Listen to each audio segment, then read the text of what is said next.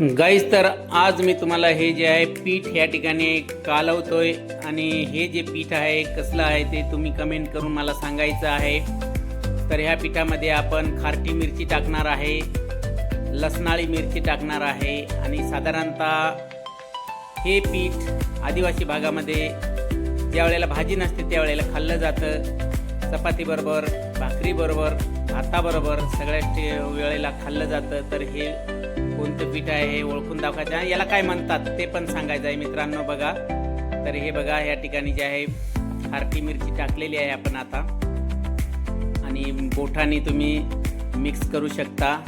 पाणी जास्त टाकायचं नाही, जास्त पातळ पण व्हायला नको, आणि टेस्ट पण खूप चांगली असते। तर मित्रांनो हे जे आहे तर हे पीठ कसलं आहे ते तुम्ही कमेंटमध्ये सांगणारच आहात। तर बघा हे आपण मी तयार करतोय बोटाने, कारण पूर्वी बोटानेच तयार करायचे, चमचा वगैरे ही पद्धत आता आलेली आहे। तर बोटाने एकदम मिक्स करून घ्यायचं, पूर्ण घट्ट घट्ट करून घ्यायचं आणि ते चपातीबरोबर डायरेक्ट खायचं असतं, अतिशय टेस्टी असतं मित्रांनो। तर जरूर तुम्ही हे खाल्लं असेल तर तिचं नाव सांगा, आणि आम्ही सुद्धा हे या ठिकाणी जे आहे कालवून आणि खाल्लं, अतिशय सुंदर असं टेस्ट राहते याची। बघा, तर हे कालवून तयार झालेलं आहे। चला तर मित्रांनो खायला या।